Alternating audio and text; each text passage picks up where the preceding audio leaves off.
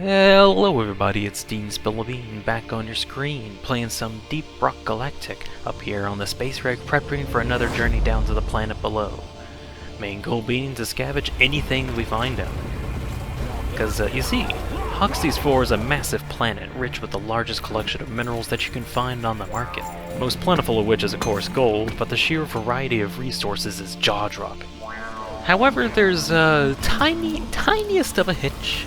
A little bit of a catch that stops us from completely draining the planet, and that's the bugs. I mean, as a rough guesstimate, I'd say about 5% of all of Hoxxes is what you would call safe, as in you could walk around there and not passively die.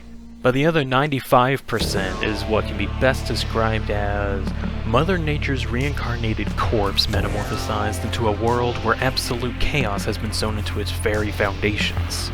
I mean, sure, there's simple caves like the crystalline caverns and the sandblasted corridors, but then you got the weird ones like the radioactive exclusion zone, the salt pits, the azure wells, fungus bogs, hollowed bog, dense biozone, glacial strata, and the magma core.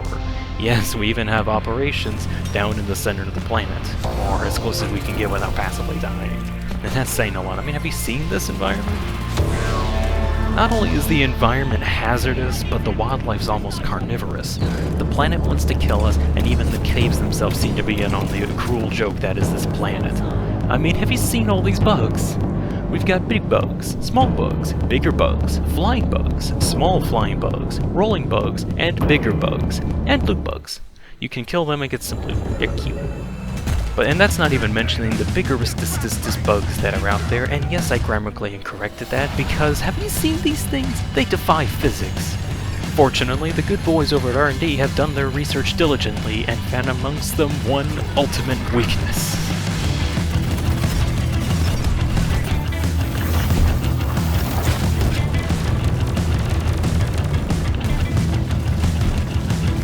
Bullets to the head and corpses ripped asunder, hardly a critter or swarm can take down a dwarven crew armed to the teeth with weapons of mass destruction.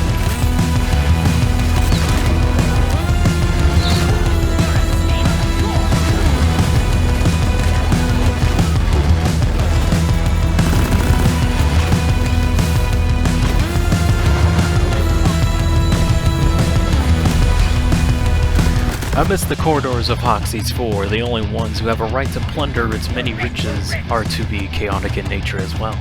Nothing plays fair down here, and the same goes for the Dwarves of Deep Rock Galactic.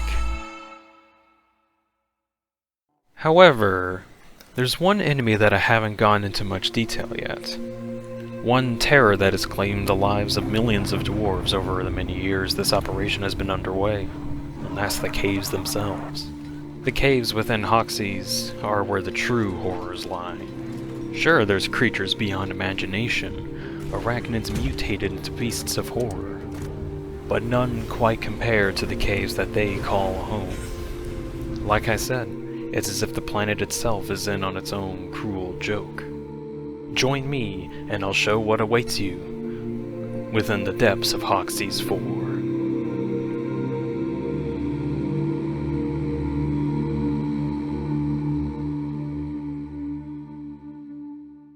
First, a word of advice. The caves below are numerous, so much so that a new cave is being discovered practically every minute. And sure, most caves have a few features that make them somewhat similar to each other, but not a one is ever the same. Each of them a different layout, different riches, different horrors. You get the idea. It's safe to say that every cave is subject to a form of absurd randomness. So, before going over the unpredictable, let's narrow down what tools that are available to us before plunging the depths. Universal. Each cave is plunged into absolute darkness, save for a few bioluminescent exceptions. To combat this, everyone has a rechargeable flare packet that they can use to light up small areas in front of them. Throw them in a direction, and it'll light up that area. Pretty useful for avoiding that cliff that's on your next step. Hold on. Okay, thank goodness. Thank goodness we had those flares. In addition to that, everyone has access to a pickaxe. Use it to mold the caves to suit your needs. You can use them to make tunnels, harvest minerals, or use it as a backup tool for killing bugs. These picks also have access to a power attack, which will instantly destroy terrain or deal massive damage to bugs. There's also a huge list of perks that dwarves can equip before entering missions to passively increase their effectiveness. And and I guess there's some beers that you can drink before you go into missions to help your stats out a bit, though that's not important right now. Classes. In Deep Rock Galactic, you've got 4 classes to choose from: the Scout, Gunner, Engineer, and Driller. Each handle combat differently and have their own way to traverse the caves. The Scout. The most mobile of the classes due to his trusty grappling hook. Look at where you want to go, and go there. It's that easy. Use it to outmaneuver bugs, reach minerals at high altitudes, and prevent fall damage somehow. Stuff like that. Scout also has access to the flare gun, allowing large open caves to be lit up with ease. It's basically the only weapon that can be used to combat the darkness. As for his actual weapons, they promote hit-and-run tactics, bursting down enemies with swift strikes, bobbing in and out of combat to take out big and small bugs alike. Use your superior movement and vision to chart a course for the rest of your team to follow. The Gunner. The class you look to when you need a gun, specifically a really big one. The Gunner can output an incredible amount of damage over a long period of time, and when paired with his bubble shield, you could single-handedly be the reason why your crew survives the next wave of bugs. Gunner also has access to a zipline gun, allowing for safe travel around steep cliffs, or place a network down below to save teammates from fall damage. Whatever the situation, every team needs a trusty bodyguard. Engineer. Every team needs a dash of practicality, and the Engineer makes it a reality. Engies have access to sentry guns, platform gun, and some terrifyingly destructive weapons. Sentries can be used to help withstand hordes of bugs. They do need a bit of maintenance though, just to keep them shooting, but they do offer a large area of protection. The platform gun can be used to create platforms on any surface. Use them to create bridges, staircases, patch up some holes, or just create terrain to fight on in general if you're fighting on a cliff for some reason. And his destructive weaponry can decimate bugs of any size and magnitude. Just be mindful of your ammo, you don't have much of it. The Driller. Every dwarf can dig, but only the Driller can create his own caves.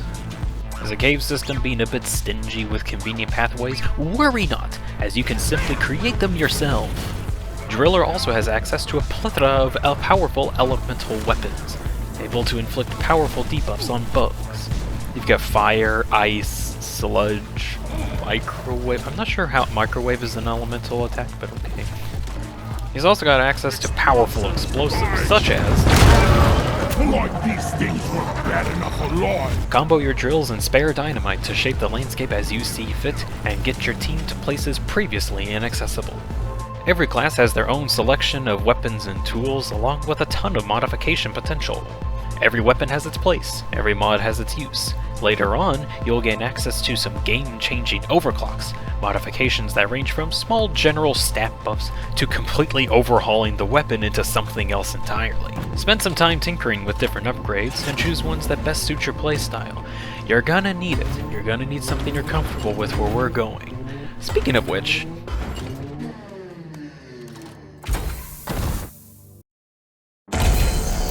alright, you picked your class, got your weapons up to specs, it's time to choose a mission.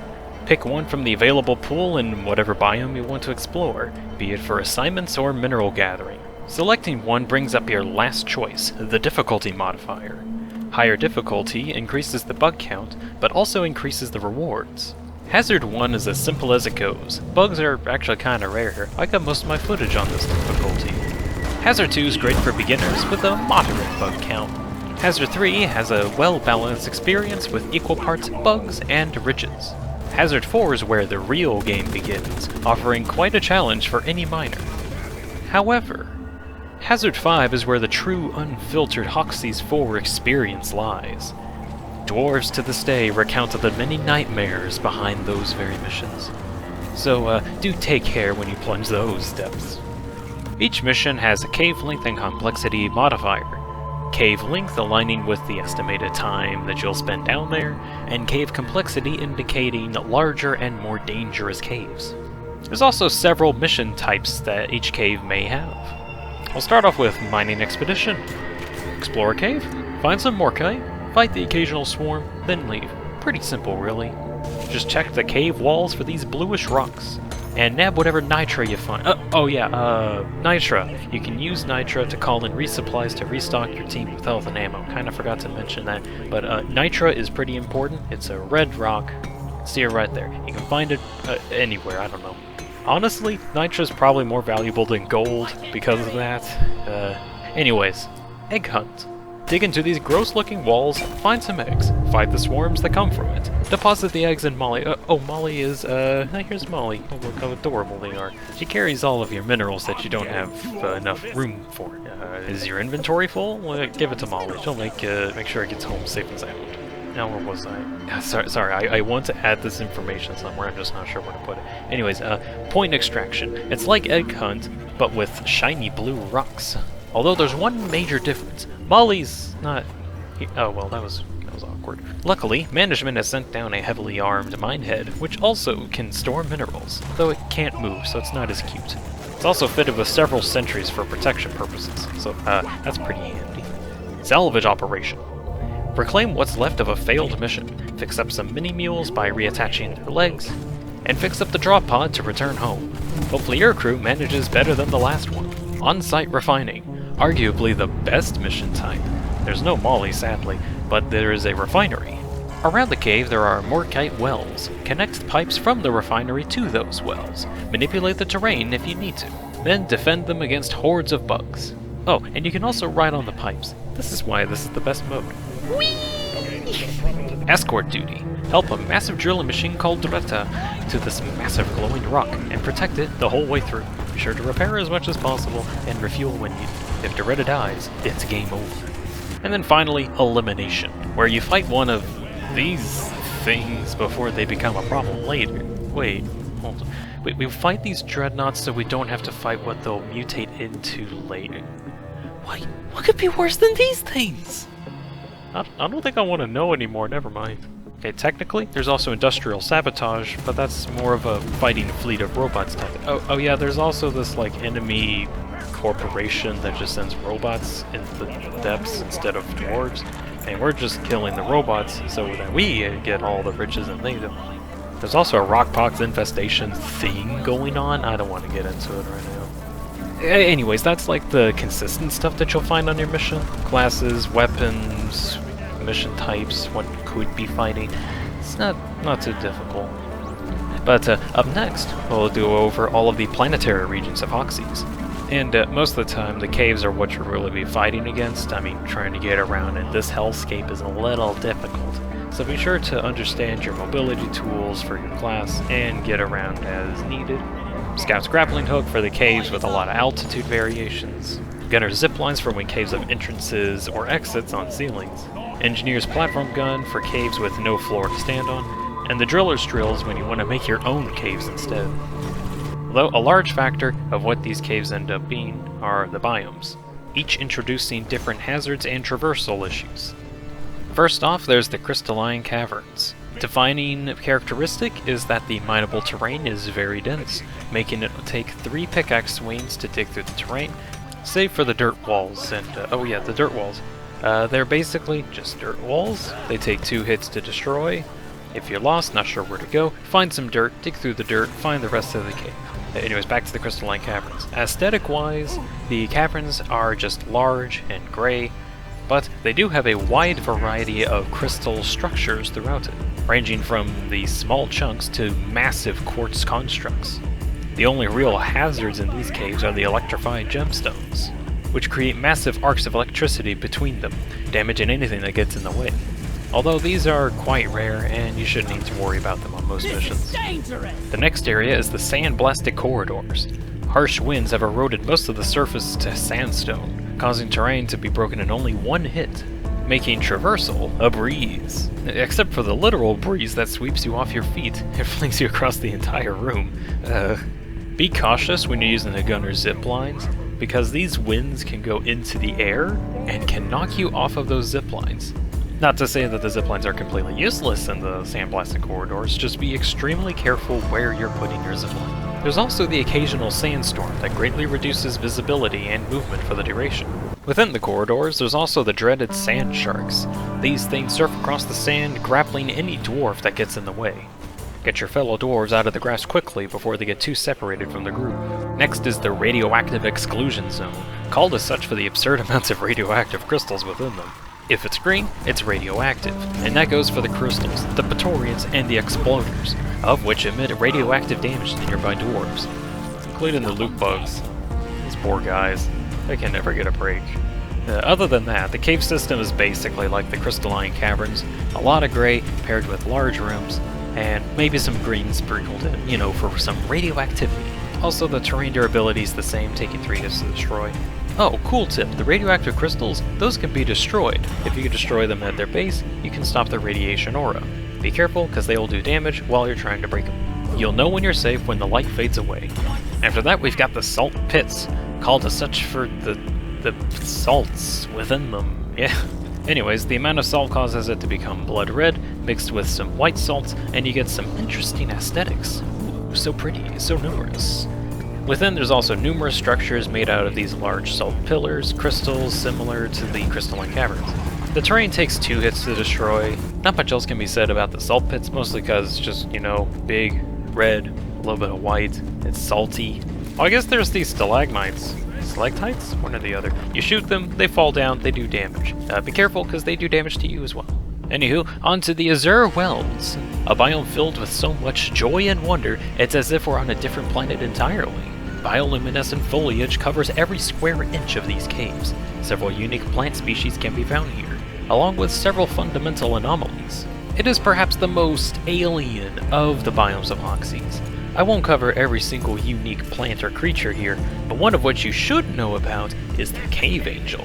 These manta ray-like creatures soar through the air, adding some much-needed ambience to its surroundings. But did you know that you can ride them?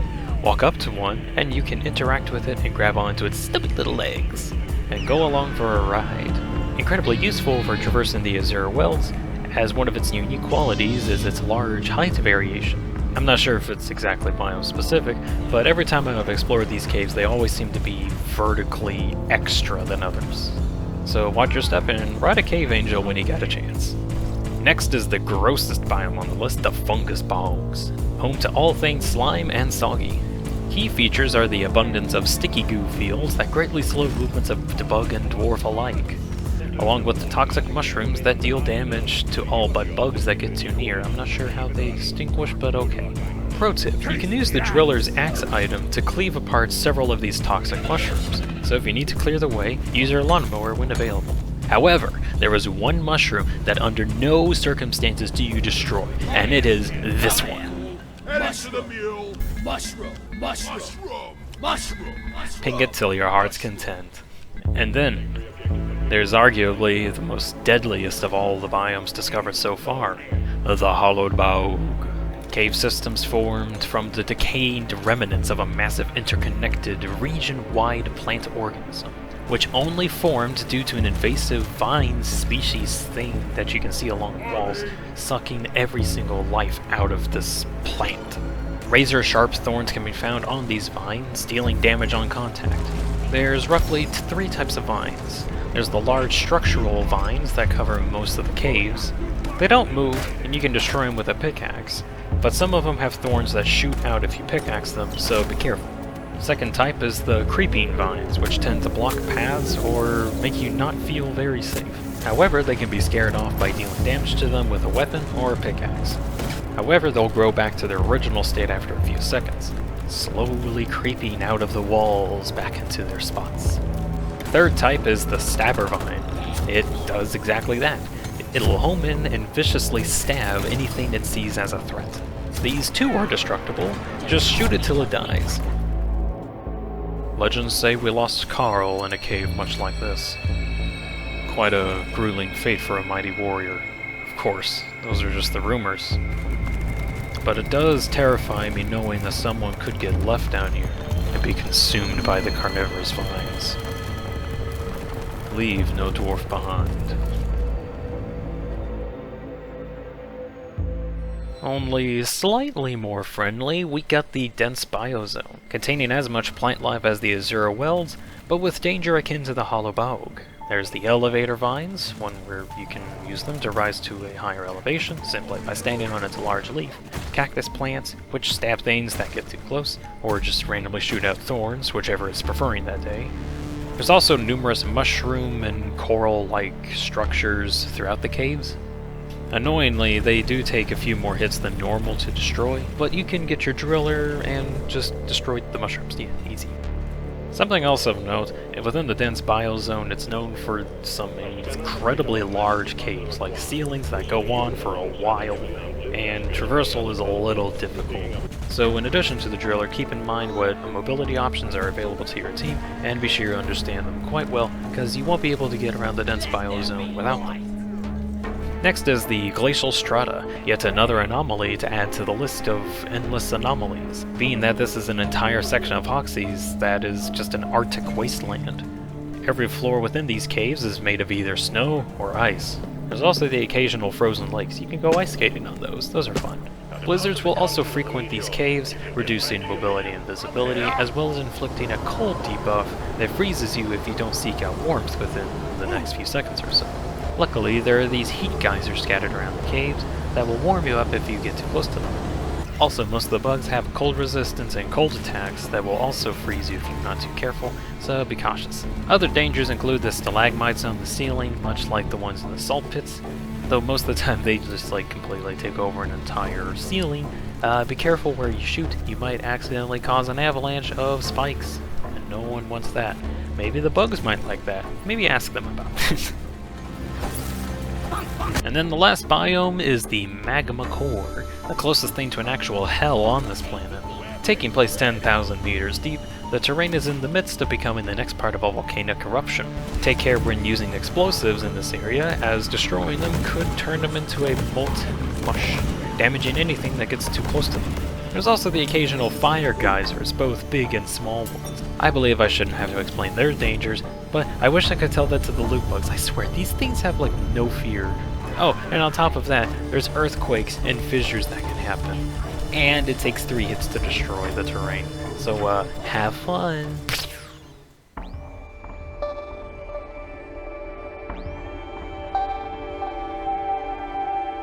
So that about wraps up the basics of everything Hoxxes IV has to offer.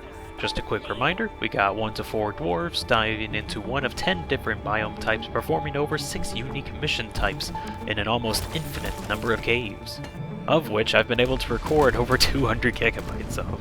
Believe me when I say I've seen my fair share of caves, from the simplest to the chaotic, from the bountiful to the scarce. I've seen it all. Okay, well, as most of Infinity as you can get. Obviously, 200 gigabytes of cave exploration footage is a bit much to go over. But out of all of them, there's a few standout expeditions that I'd love to recount before ending the video. Think of this section as a reference guide for how wondrous or chaotic these caves can get. Funny thing about random chance is that if it is an option, it will happen eventually. As an example, this one mission I was trying to get some Glacial Strata footage, and I came across a gold chunk. Now, I was playing solo at the time, so no one was in, and I had no way of knowing if anyone was going to join in. I just had it available to public. But almost as if on cue, after I got the gold chunk out of the ground, a random player joins in. And then just as a greeting, I'm like, okay, cool, here, have this, we're rich, we're rich, we're rich. Could you imagine being this guy just dropping in on a mission and then being greeted with a gold chunk? It's like, oh yeah, welcome, gold chunk anybody? Something similar happened to me when I was on this elimination mission that had the unimaginable horror hazard, which adds in a spectral bulk detonator to the mission, an unkillable, moving behemoth that deals a ton of damage, forcing people to be constantly on the move to avoid it. Anyways, we had to avoid that and also kill some dreadnoughts. It started off solo, but eventually enough people came in to help defeat the dreadnoughts. And honestly, things were going pretty well up until our last dreadnought, where we were down to our last bullets to defeat it. And we're like, oh, well, this is an issue. And then kind of reasonably, one guy left. I mean, we were on our last bullets, there was almost no way we were gonna win. But somehow we were able to win a few moments afterwards. But we're all like, okay, let's get out of here so we don't have to stay in this hell any longer. We hit the button, and drop pod's coming in. And then, almost as if on cue, your team is getting bigger. Dwarf inbound. A random driller player comes in and is like, hey guys, I can get you a tunnel out of here. Oh, cool, please. Frame of reference, we did not have a driller before now. And this guy just kind of spawns in and is like, hey, I'm a driller. Oh, cool. Thank you for your assistance. Get us out of here. Probably the easiest pay raise of that guy's life. Well, enough about random coincidences. Let's talk about some troublesome caves that I found on my journeys. As an example, there's the longest cave I've ever found, taking like 2 minutes to walk down it. Although that wasn't the troublesome part, there was actually this massive area that we were in beforehand, and we couldn't find where the next cave was. We had to have our scout go to the very top of the cave to find out where the next tunnel is. What's worse is that when we found out, we were near the bottom of the cave, so we had to go on an expedition just to get to the top. But those are just caves. What about some bug problems? Have I ever had bug problems? Oh, have I got a story for you. It was on a Morkite mission in the Hollow Bog. We had a full squad with me as driller, 2 gunners, and 1 engineer. Mission started off quiet with no bugs in sight, save for the occasional howls behind the walls. We carried on as normal until we found our first bug and quickly killed it. But not but a moment later and swarms of bugs started crawling out of the small hole in the ceiling. When there weren't that many bugs, I tried to peek into the top of the ceiling, only to see that there was a massive cave above us and several more bugs just crawling around up there. Eventually our squad was able to get through that hole and started fighting everything in the cave. It took like 2 minutes to do that. After clearing them all out, we had a little bit of a break. Finally, we get to rest a little bit. Yay! Swarm detected. Get ready. Oh, swarm. Never mind. Oh, and it seems like our group has split up. Okay, Gunner, we need to work on getting to the other guy. Oh, they're dead. Uh-oh. Don't worry, I'll just drill into this cave. Oh no. However, the gunner was able to put down a shield and defend me long enough for me to get a tunnel to our friends, who just so happened to be behind this wall, so thank goodness about that. The rest of the cave wasn't as troublesome, but man, that was an interesting find.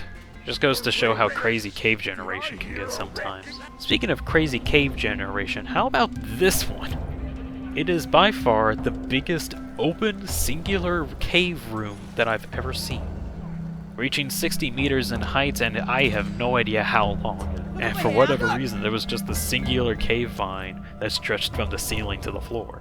That, and there were some weird helixes here and there, not sure what that was about. But yeah, in these conditions, flares practically mean nothing because you hardly light up anything, and even Scout's mobility just felt lacking. Interestingly, this was a mission that was a deep dive. Deep dives are weekly pre-seeded missions, meaning that they are the same every time you play them, which also means that everybody for 1 week could actually see this massive cave.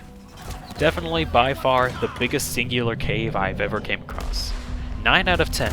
I regret not doing the roller coaster achievement. Another example of some bizarre cave generation is this one cave that me and my brother called the Cursed Cave.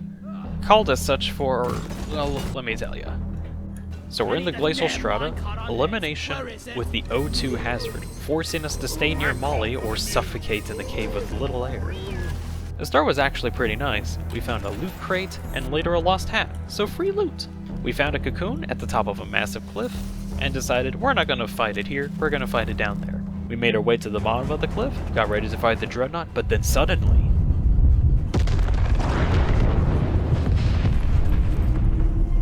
Heads up, miners. You're about to get peppered by lithophage meteor fragments. Within mere moments, several meteors came plunging into our depths and pretty much damaging the entire cliff that we worked so hard to get down. So then we need to work on fixing that. We broke open the big meteor, killed the dreadnought, and then carried on. The second cocoon was in this kind of weird spaghetti spot that just kind of had a cave folding in on itself a few times. It looks really weird. But moments after we got the second dreadnought, a second meteor came rushing in, and guess where it landed? Right next to the first one. So we backtracked to the cliff that has now 2 meteors, cracked open the new one, got some bonus points, and then went on to find the last dreadnought. Fortunately, the last dreadnought didn't have anything interesting, and we were both like, yeah, let's get out of here. We hit the button, and we're out. However, guess where the drop pod landed? Yup, right at the top of the cliff. Luckily, we were closer to the cliff instead of the bottom, so that's nice. Yeah, that was probably the worst cave I've ever been in, just in terms of how hazardous it is to maneuver. However, very few caves have ever measured up to the absolute horror that was the Infernal Inferno mission. So just for context, me and my brother usually play Deep Rock Galactic and sometimes with one of his friends. We go on missions regularly, we have some fun, it's really fun. However, there's one mission that we all regard as the worst mission that we've ever been on, called Infernal Inferno. Unfortunately, I don't have any footage of it because it happened before I started doing any recording business. So, let me pull up MS Paint real quick. Alright, so we got me as a scout, our brother as an engineer, and his friend as a gunner. We just got done with a Morkite mission in the Hollow Bog and requested a drop pod to pick us up. Problem: the pod decided to land on the ceiling. None of us were drillers, so we couldn't drill through the walls to get to the drop pod. This is a problem. Panic ensues as we realize that there's no way for us to get up there. However, I had an idea. Using my grappling hook and flare gun, I was able to get a height advantage to figure out where we needed to put the gunner's zip lines and the NG's platforms. We were able to angle the zip line onto a wall and have a platform underneath it, and then quickly spun around to shoot another zip line over to the drop pod. That's probably the scariest zip lining that we've ever been on, because if we get shot down, we die, and we're running out of time. But fortunately, we were able to all get on the drop pod with 15 seconds to spare. Thank goodness. 0 out of 10, mission name was Infernal Inferno, would not recommend. Well, those were some of the more standout caves that I found on my mini adventures. I'm sure I'll find some more later. Not sure if I'll make any other videos showing them. Maybe like some clips. I don't know. No promises. Okay. Man, as much as I'd wish to tell you guys more, I think I've talked enough. Game's fun, enough said. And with that, I think the video is officially over. Now I can get back to some farms and conveyor belts. Or, wait, oh, I need to do some self-promotion thing. I need to try that out. If you liked what you watched, even some amount, why not check out my Minecraft and Satisfactory series? Over on Minecraft, I just kind of do whatever I want, build whatever I want, but over in the Satisfactory series, I try to make a whole factory in a 20 by 20 foundation area. If that doesn't make any sense, go check it out. It's just basically Satisfactory, but a bit more limited. I've also got a few alternative videos that's kind of separate from my main series content that you might be interested in. The Deep Rock Galactic video that you're watching is what I would say is an alternative video, so it's in that playlist now. Anyways, thank you all so much for watching. Hope you enjoyed it at least some amount, and well, you all have a good night and a mighty rockin' stone. We fight for rock and stone! For rock and stone!